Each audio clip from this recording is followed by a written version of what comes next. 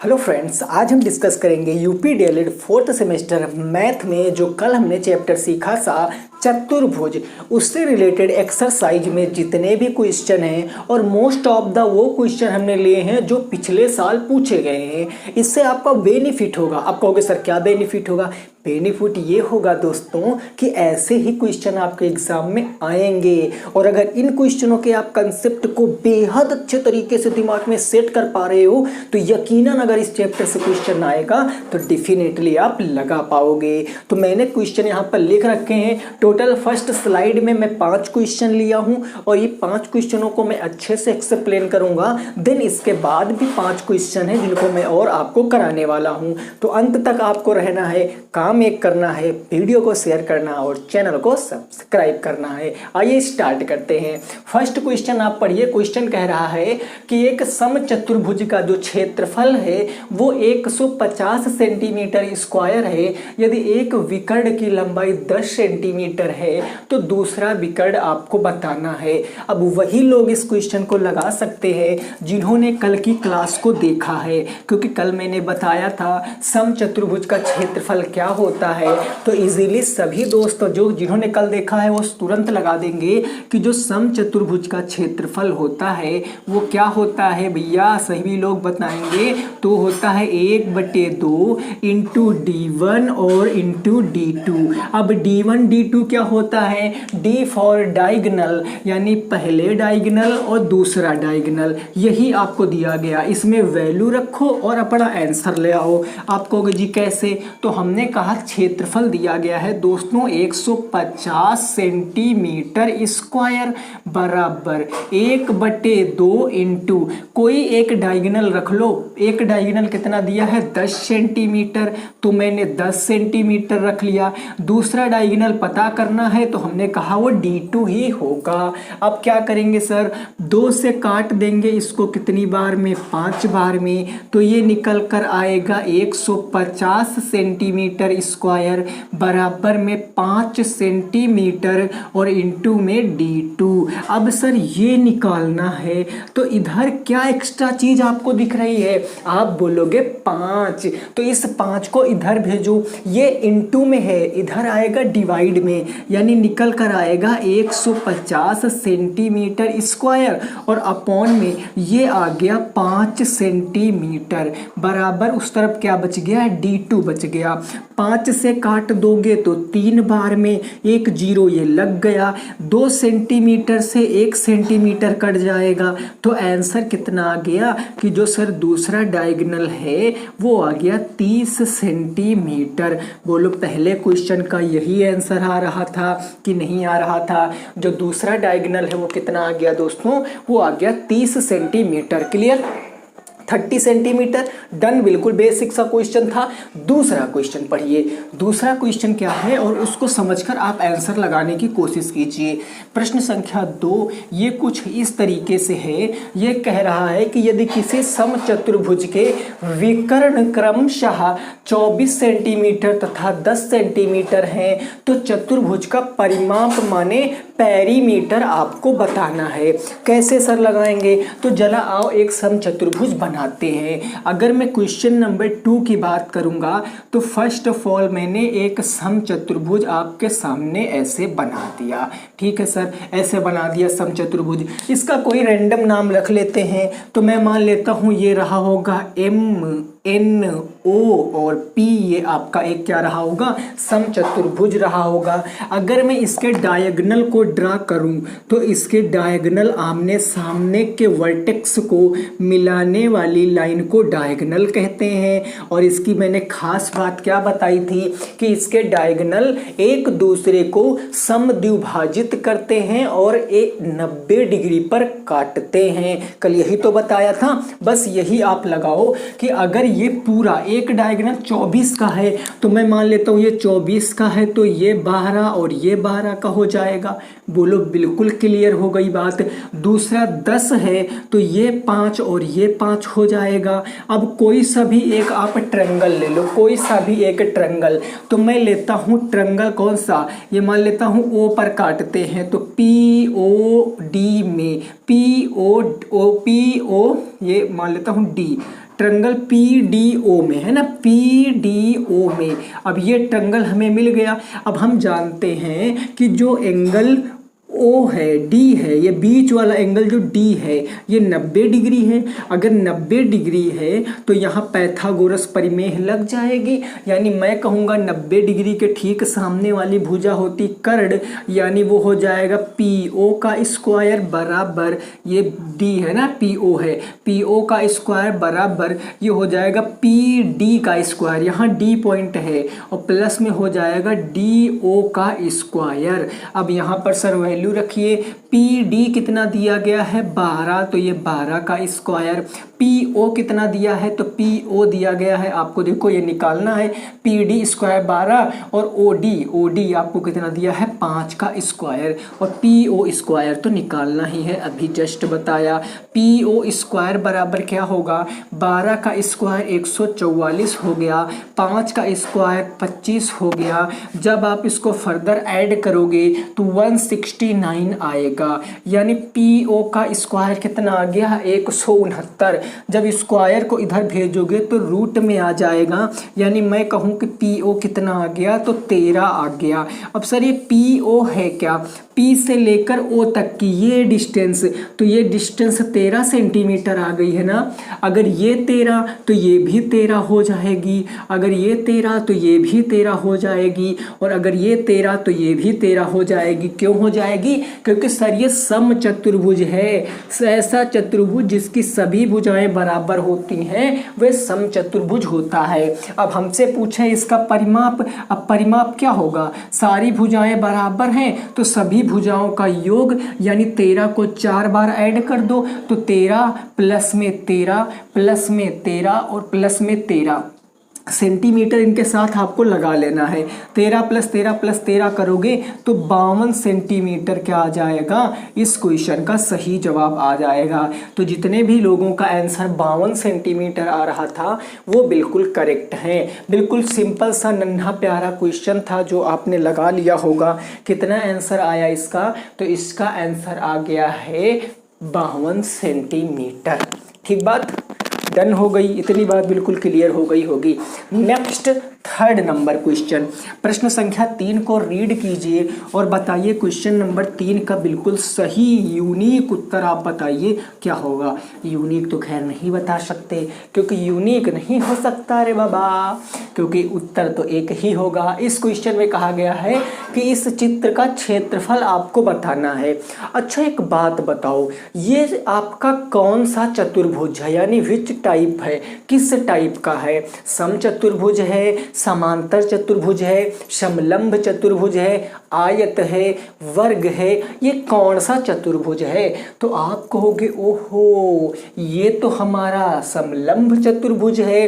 बस सिंपल सी बात हो गई। अगर मैं समलंब चतुर्भुज में बताऊं, अगर मैं इस क्वेश्चन नंबर 3 की बात करूं तो आपको पता है कि जो AB भुजा है, AB भुजा ये समांतर है, पैरेलल है किसके, DC भुजा के, DC भुजा के हो गए, पैरेलल हो गया है ना। और दूसरी बात ये जो AE भुजा है, AE भुजा है ये परपेंडिकुलर है, उल्टा T बनाओगे तो लंब का चिन्ह बनेगा, किस पर, DC पर है, DC पर हो गया। बस सर अगर मैं समांतर भुजाएं पूछूं, अगर ये समांतर है तो आप यहाँ से बताओ AB कितना दिया है, तो AB दिया है 20 सेंटीमीटर, रख दिया सर।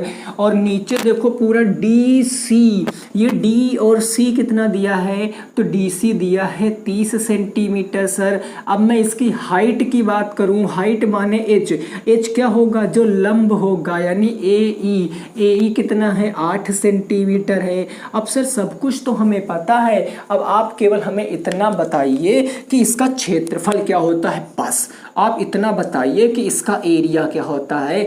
हमने कहा चीटिंग करते हो, हमसे पूछते हो, आप बताओगे 1/2, फिर ब्रैकेट में होता है समांतर भुजाओं का योग। क्या होता है दोस्तों, समांतर भुजाओं का योग, और इंटू करा देते हैं किससे, इंटू करा देते हैं हाइट से, यानी ऊंचाई से। सब कुछ पता है, रख दो 1/2। समांतर भुजाएं कौन कौन सी हैं, 20 सेंटीमीटर हो गया, प्लस में क्या हो जाएगा 30 सेंटीमीटर हो गया, और इंटू ऊंचाई हाइट कितनी है 8 सेंटीमीटर हो गया। बिल्कुल सिंपल सा लॉजिक है। 1/2 इंटू 30 प्लस 20 करोगे तो 50 सेंटीमीटर इंटू 8 सेंटीमीटर हो जाएगा। 2 से काटोगे 4 बार में, और 50 इंटू 4 कितना हो जाएगा 200 सेंटीमीटर इंटू सेंटीमीटर क्या हो जाएगा सेंटीमीटर स्क्वायर, यानी आंसर क्या आएगा 200 सेंटीमीटर स्क्वायर इस क्वेश्चन का राइट आंसर होगा। क्वेश्चन नंबर 3 का सही जवाब कितना आएगा 200 square centimetre will become the right answer. बात समझ में आ गई है तो बताओ भाई, सिंपल सी बात थी, कोई दिक्कत नहीं है, समझ में आ गई होगी आपके। नेक्स्ट पे मूव करते हैं अगले क्वेश्चन पे। क्वेश्चन नंबर होगा 4। प्रश्न संख्या 4 क्या कह रहा है, इसको जरा पढ़ने की कोशिश करिए और बताइए क्या आएगा क्वेश्चन का जवाब। ये क्वेश्चन कह रहा एक समलंब चतुर्भुज जिसका क्षेत्रफल 352 सेंटीमीटर है। फिर कह रहा समांतर भुजाओं के बीच की दूरी अगर 16 सेंटीमीटर है और यदि एक समांतर भुजा 25 सेंटीमीटर है तो दूसरी समांतर भुजा क्या होगी। आप कहोगे बेहद इजी क्वेश्चन है सर, कैसे लगाएंगे, तो मैं आपको बताऊंगा, जरा समझिए। अगर मैं कह दूं कि इसका फिगर एक बना दे तो लो भैया एक फिगर बना लेते हैं, इसका क्या दिक्कत है। मैं मान लेता हूं ये ABCD ये इसके क्या हैं वर्टेक्स हैं। अब कहा गया समलंब चतुर्भुज का क्षेत्रफल आपको गिवन है, माने इसका अंदर वाला क्षेत्रफल गिवन है। क्षेत्रफल अंदर ही तो होता ना 352 सेंटीमीटर स्क्वायर। दूसरी चीज कहा गया जो इनके बीच की दूरी है हाइट है वो कितनी है, हाइट दिया गया 16 सेंटीमीटर। ओके सर मैंने कहा डन बात 16 सेंटीमीटर हो गया। दूसरी चीज कहा है कि जो समांतर भुजा में एक भुजा है वो 25 सेंटीमीटर है, तो मैं मानता हूं दोस्तों ये 25 सेंटीमीटर हो गया, कोई दिक्कत ना हो तो आपसे पूछा दूसरी समांतर भुजा, हम मान लेते वो x रही होगी, कोई दिक्कत वाली बात नहीं है। लगा दो formula, area is equal to क्या होगा 1/2 इंटू समांतर भुजाओं का योग, अभी जस्ट इससे ऊपर वाले क्वेश्चन में बताया है 1/2 इंटू समांतर भुजाओं का क्या हो जाएगा योग, और फिर ऊंचाई के गुणा हो जाएगा। एरिया कितना है सर 352 352 बराबर 1/2 समांतर भुजा एक है सर 25 प्लस में दूसरी हमने माना है x इंटू हाइट कितनी है 16 है। अब चाहो दो काम कर सकते हो, 2 को इधर भेजोगे तो इंटू में आएगा और 2 से 16 को काट सकते हो, तो मैं इधर ना भेज कर, क्योंकि ये फिर 35 दूना 70 2 दूना 4 704 हो जाएगा, इससे अच्छा मैंने 2 को 8 से काट दिया। अब ये 8 गुणे में है, इधर आएगा बटे में, तो ये आ जाएगा मेरे भाई 352/8 बराबर में इधर बचा 25 प्लस में x। बिल्कुल सिंपल, 8 से काट लो, 8 चौके 32, कितना बचा 3 तो हो गया 32, 8 चौके 32 यानी कितना आ गया तो 44 ये आ गया, बराबर बच गया है कितना 25 प्लस x। 25 को इधर भेजोगे माइनस में तो ये x बराबर कितना बचेगा 44 माइनस 25, तो आप कहोगे कि 4 में से 5 जाएगा नहीं तो 14 में से 5 जाएगा 9 और 13 में से 1 जाएगा तो जाएगा 3 में से 2 तो 1, यानी कितना आ गया 19, यानी ये साइड कितनी है 19 सेंटीमीटर है इस क्वेश्चन का सही जवाब, यानी दूसरी साइड कितनी है 19 सेंटीमीटर है। तो question number 4, question number 3, question number 2, question number 1 आपकी समझ में आ गए होंगे, ऐसा मैं उम्मीद करता हूँ। कितने आ गए आंसर 19 सेंटीमीटर एकदम से सही जवाब हो जाएगा। आई होप आपकी समझ में आ गया होगा। क्लियर हो गई दोस्तों बात, कोई दिक्कत नहीं ना। नेक्स्ट पे मूव ऑन करेंगे अगला क्वेश्चन है क्वेश्चन नंबर 5। क्वेश्चन नंबर 5 में कहा गया यदि O वृत्त का केंद्र है, यदि O क्या है वृत्त का केंद्र है, तो बताया गया कि एंगल PRQ का मान क्या होगा, PRQ का मान। तो देखो बेहद आसान क्वेश्चन है, तुरंत आप बता सकते हो इसका जवाब क्या होगा। हमने क्या किया, एक सर्कल का निर्माण कर दिया, बन गया एक सर्कल बन गया, ठीक है। इसके बीचों बीच में क्या है, सेंटर है O, ठीक है, ओके डन हो गई इतनी बात। इसके बाद हमें कौन सा फिगर दिया है, हाँ हमसे कहा गया कि यहाँ से हम इसको मिलाओ, यहाँ से इसको मिलाओ, इधर से इसको मिलाओ, इधर से इसको मिलाओ, इधर से इसको मिलाओ, इधर से इसको मिलाओ, ऐसे करके कुछ फिगर दी गई है जिसका नाम है P, इसका नाम है Q, इसका नाम है R, इसका नाम है S, यही नाम है ना। ये एंगल दिया गया है आपको कितना, तो ये एंगल दिया गया है 146 सेंटीमीटर, 146 डिग्री, ये 146 डिग्री दिया।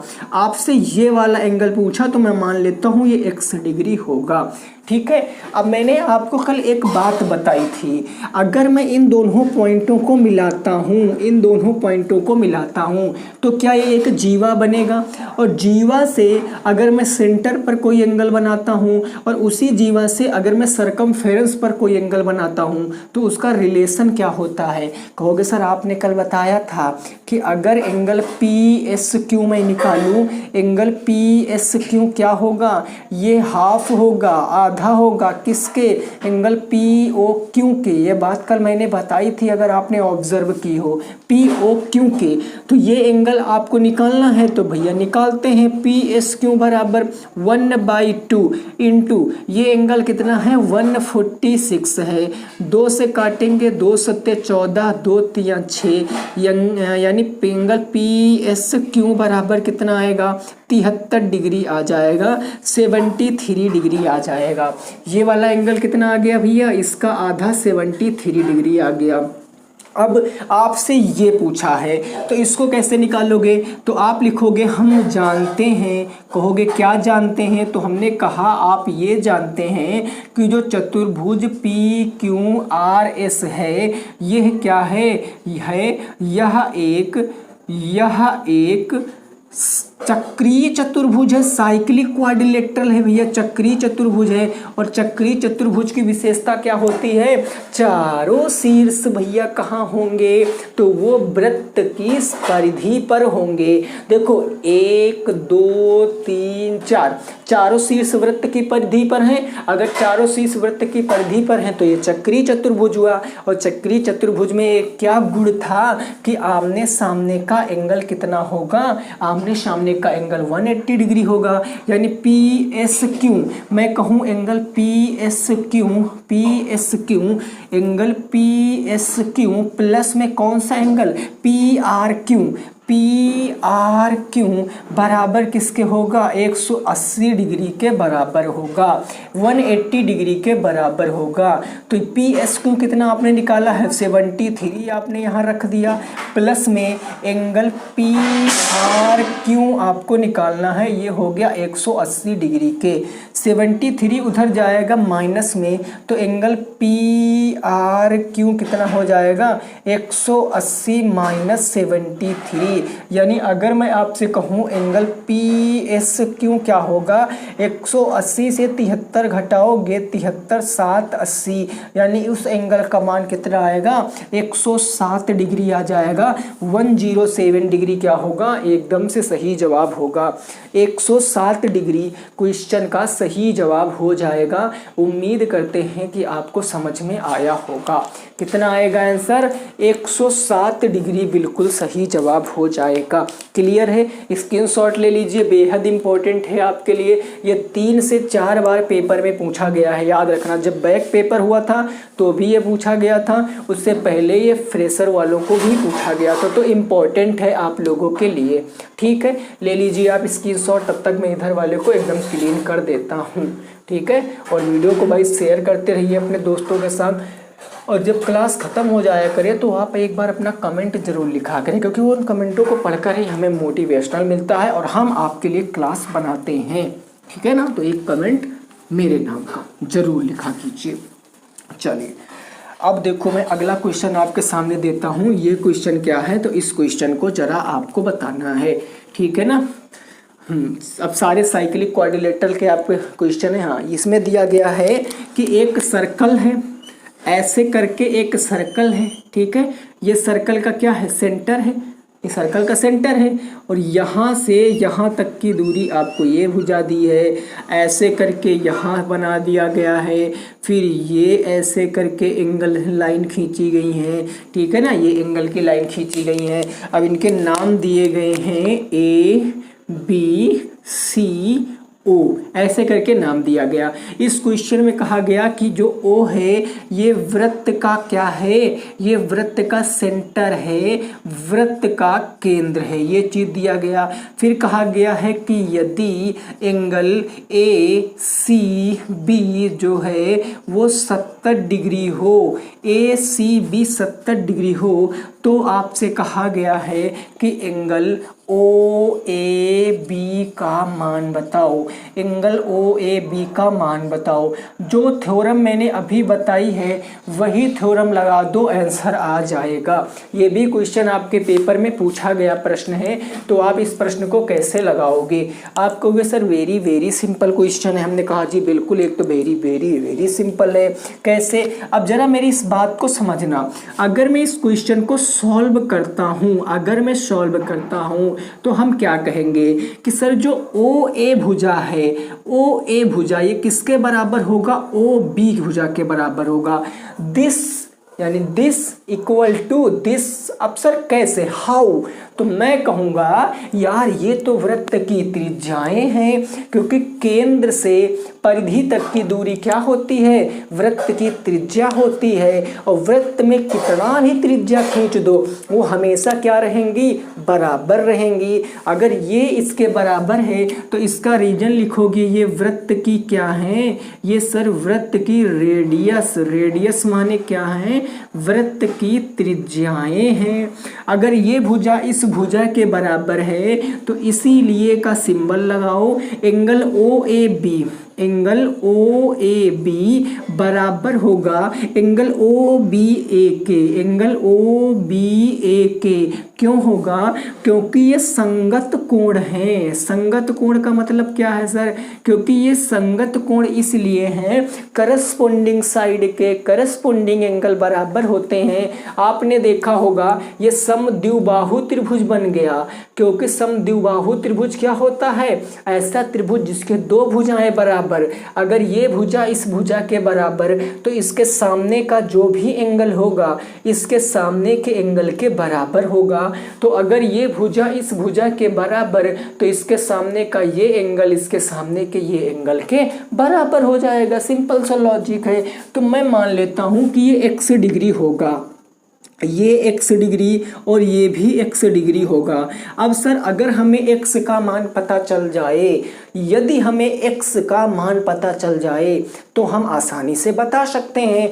तो आप यहाँ पर देखिए, अगला आप कंसेप्ट क्या लगाओगे? आप ये वाला एंगल आपको दिया गया है, देखो ACB 70 डिग्री दिया है, 70 डिग्री। तो ये वाला एंगल फाइंड कर लो, अंदर वाला। अंदर वाला कैसे फाइंड करोगे? तो यार देखो एंगल जो AOB है ये क्या होगा? 2 गुना होगा किसके? ACB के, ACB के। सर कैसे होगा? सर हमें नहीं पता है, आप ही बताएं। तो हमने कहा देखो भैया, अगर एक ही जीवा से AB क्या है? AB तो जीवा है ना, यही तो जीवा है। इस जीवा से वृत्त की परिधि पर और इसी जीवा से वृत्त के केंद्र पर अगर कोई भी एंगल बनाएंगे तो वृत्त के केंद्र पर बना एंगल वृत्त की परिधि पर बने एंगल का 2 गुना होगा। तो ये हो गया 2 गुना, है ना। तो हम सीधे यहाँ कहेंगे कि जो एंगल AOB है वो 2 इंटू ये एंगल दिया है 70 डिग्री, तो हमने रख दिया 70। तो इजीली आ जाएगा एंगल AOB कितना हो जाएगा? 140 डिग्री आ जाएगा। बोलो बात समझ में आ गई है? यानी ये वाला एंगल कितना आ गया? 140। अब यहाँ आप देखो, यहाँ आप देखो ट्रायंगल, कौन सा ट्रायंगल? यानी त्रिभुज AOB में त्रिभुज AOB दिख रहा है।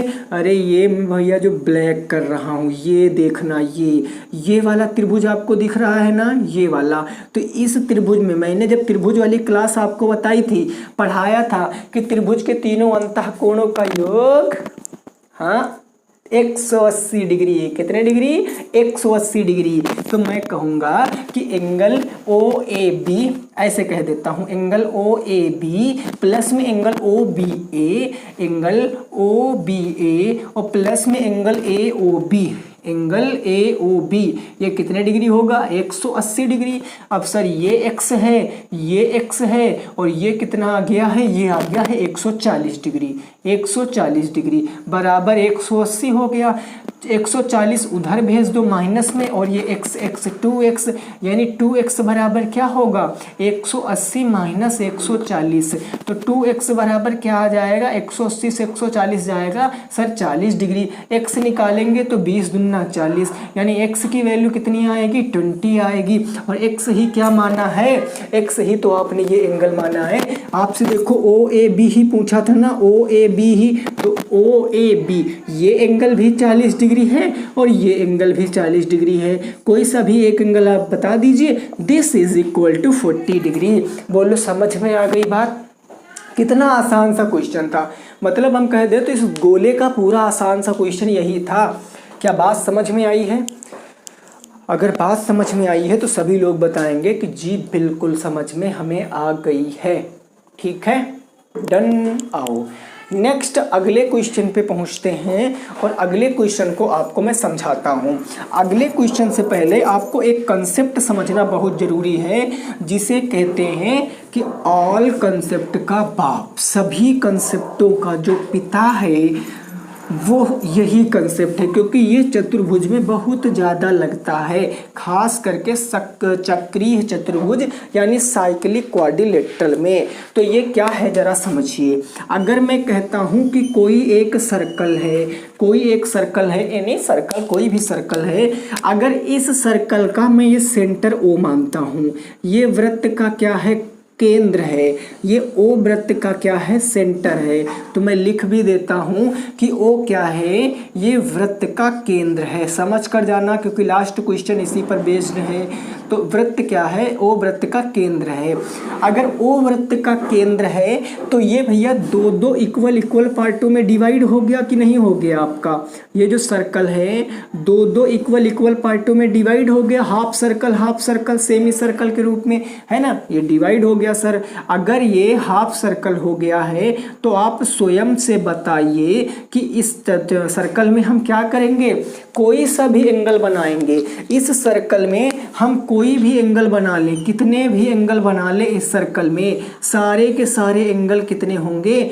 90 डिग्री के होंगे। बात को याद रखना, कितने भी आप एंगल बना लो इस सर्कल में कितने डिग्री के होंगे? 90 डिग्री के होंगे। यानी मैं इसको A और B नाम देता हूँ, इसको ऊपर वाले को P Q नाम देता हूँ, तो R S T A B C D और E। आप कोई सा भी एंगल ले लो, सारे एंगल कितने डिग्री के होंगे? 90 डिग्री के होंगे। यानी आप कह सकते हो कि सेमी सर्कल में बना एक एंगल ऑलवेज कितने डिग्री के बराबर होता है? 90 डिग्री के बराबर होता है। कैसे? देखो, ये एंगल अगर 90 डिग्री है, ये 90 डिग्री है, ये 90 डिग्री है, अगर आप इसको जोड़ोगे तो एक साइक्लिक क्वाड्रिलेटरल बनेगा। भाई साइक्लिक क्वाड्रिलेटरल बनेगा कि नहीं बनेगा? क्योंकि ये हमारा क्या है? डायामीटर है, व्यास है। भाई अगर मैं कह देता हूँ, समझिए बात को, मैं ए बी यहाँ लिख देता हूँ, ए बी क्या है? व्यास है। तो अर्धवृत्त हो गया। अर्धवृत्त में बना एंगल 90 डिग्री का होता है। सर ये हमारे कहाँ काम आएगा? हमने कहा लो जी, लगे हाथ क्वेश्चन करके बताइए। इसको पहले आप नोट कर लीजिए, इस कंसेप्ट को पहले आप स्क्रीनशॉट ले लीजिए। मैं यहाँ पर लिख भी देता हूँ कि जो सेमी सर्कल होता है, सेमी सर्कल में जो भी एंगल बनेगा, जो भी एंगल आपका बनेगा, वो एंगल कितने डिग्री का होगा? Will be equal to 90 degree. हमेशा 90 डिग्री के बराबर होगा। क्या बात समझ में आ गई है? ये सिंपल सा लॉजिक था जो आपको पता होना चाहिए। आओ जरा अब हम आपको इस पर बेस्ड जो क्वेश्चन आपके एग्जाम में आया हुआ है उसको मैं कराता हूँ। इस पर बेस्ड जो क्वेश्चन एग्जाम में आया है वो मैं आपको कराता हूँ। देखो क्या था क्वेश्चन ये था, ये क्वेश्चन नंबर आपका होगा 7। ये एक सर्कल था, ये एक क्या था सर, सर्कल था, ऐसे करके एक सर्कल था। अब इस सर्कल में आपको कहा गया ये ऐसे एक लाइन खींच दी गई है, ये सेंटर O है, ये A पॉइंट है, ये B पॉइंट है, ये A पॉइंट है और ये B पॉइंट है। अब ऐसे करके यहाँ से, ऐसे करके यहाँ से, ऐसे करके यहाँ से ये आपको बताया गया है, ये आपको ऐसे लाइन खींच दी गई है। ठीक है, आपको यहाँ कहा गया है कि ये A B C और D है। ये कहा गया कि जो एंगल ACB है वो बराबर है 120 डिग्री के। ACB जो है वो बराबर है 120 डिग्री के। तो एंगल A, ये ऐसे कह सकता है, एंगल CAB का मान बताओ। CAB का मान आपको बताना है, वैल्यू क्या होगा, CAB की वैल्यू क्या होगी। अब आप कैसे इस क्वेश्चन को लगाओगे, कहोगे यार ये क्वेश्चन तो जटिलता से भरपूर है यार, क्योंकि यही एक एंगल दिया गया है, यही एक एंगल दिया गया है 120 डिग्री का, हम कैसे लगाएं। तो एक बात तो बिल्कुल क्लियर है दोस्तों कि जो ACDB है, ACDB ये क्या है, साइक्लिक चतुर्भुज है, साइक्लिक क्वाड्रिलेटरल है। तो आप कहोगे कि वी नो दैट, हम जानते हैं, क्या जानते हैं कि जो चतुर्भुज कौन सा है, ABCD, ये क्या है, एक साइक्लिक क्वाड्रिलेटरल माने एक चक्रीय चतुर्भुज है। अगर ये चक्रीय चतुर्भुज है, अब क्यों है चक्रीय चतुर्भुज, क्यों है, रीजन दीजिए। क्योंकि इसके सारे जो एपेक्स हैं, सारे वर्टेक्स हैं वो कहाँ हैं, वो वृत्त की परिधि पर हैं, सारे वर्टेक्स वृत्त की परिधि पर हैं। तो इसीलिए क्या होगा, एक साइक्लिक क्वाड्रिलेटरल होगा, चक्रीय चतुर्भुज होगा। अगर ये एंगल 120 है तो ये कितना होगा। अब आप सीधे बताओगे कि एंगल ACD प्लस में एंगल ABD ये कितने डिग्री का होगा, 180 डिग्री का होगा, क्योंकि साइक्लिक क्वाड्रिलेटरल के आमने सामने के एंगल 180 डिग्री के होते हैं। अब आप यहाँ से इस वाले एंगल को निकालो, क्यों, क्योंकि अभी देखना कैसे काम होगा। ABD आपको निकालना है, ACD आपको दिया है 120 डिग्री, प्लस में एंगल ये ABD अपन को निकालना है तो 180 डिग्री, और माइनस इधर पहले चलो एक बार लिख ही लेते हैं ना, यानी मैं पूछूं एंगल ABD क्या होगा, तो 180 डिग्री माइनस में क्या 120 डिग्री होगा, कहोगे जी बिल्कुल। तो एंगल ABD क्या होगा, 180 से 120 जाएगा तो 60 डिग्री आ जाएगा। यानी कि ये वाला एंगल कितने डिग्री का आ गया दोस्त, ये वाला एंगल कितने डिग्री का आ गया, तो ये वाला एंगल आ गया 60 डिग्री का। अब क्या है, अब यहाँ पर अगर मैं इस वाली लाइन को मिला दूँ, देखना दोस्तों, इस वाली लाइन को मिला दूँ, ये वाली लाइन अगर मैं मिला देता हूँ तो ये लाइन क्या होगी, ये लाइन क्या होगी, ये अगर मैं ट्रायंगल आपको बताऊं ADB, मैं कहूँगा कि ट्रायंगल, इधर जरा समझना बात को, ट्रायंगल कौन सा ट्रायंगल, ADB में, इस ट्रायंगल में हमें पता है कि जो एंगल D होगा, जो एंगल D होगा वो कितने डिग्री का होगा, 90 डिग्री का। आपको कि सर क्या मजाक कर रहे हो, आप अपने आप ही लिखे ले रहे हो, 90 डिग्री कैसे हो जाएगा। हमने कहा यार कैसी बात करते हो, यह क्या है, यह अर्धवृत्त में बना कोण है। अर्धवृत्त में बना कोण कितने डिग्री का होता है, हमेशा 90 डिग्री का होता है। तो अर्धवृत्त में बना कोण 90 डिग्री का होता है, ये आ गया आपका 90 डिग्री का। अब इस त्रिभुज में आप देखो ये 90 है, ये 60 है, तो ये कितना आएगा बताओ, ये 90 है, ये 60 है, तो ये 30 डिग्री आ जाएगा, 9 6 15 130 डिग्री। यानी ये हो जाएगा एंगल ADB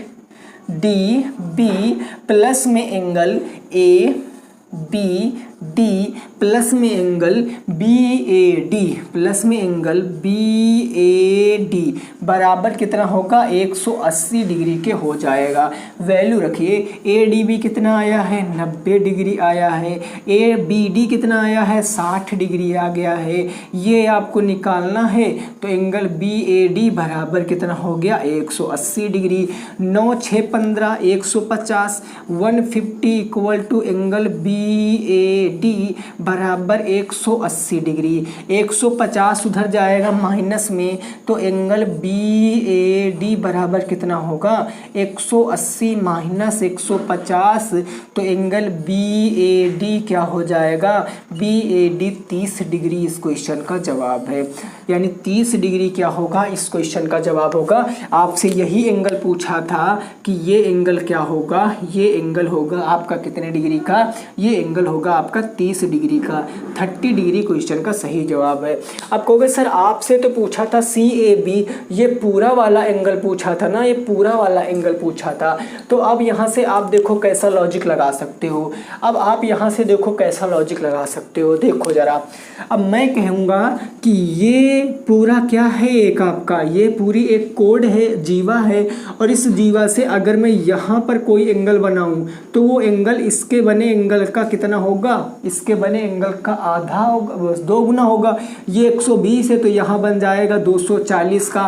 ओवरऑल करोगे तो CAB आपका कितना 30 ही निकल कर आएगा। तो बस ये याद रखना कि CAB ही कितना होगा 30 डिग्री के बराबर होगा। ठीक है ना, ये आंसर है 30 डिग्री के बराबर होगा। तो बताओ क्या बात समझ में आ गई है आपके, क्या आपके बात समझ में आ गई है, बोलो। तो ये हमने आज कुछ क्वेश्चन किए हैं, इंपॉर्टेंट क्वेश्चन किए हैं।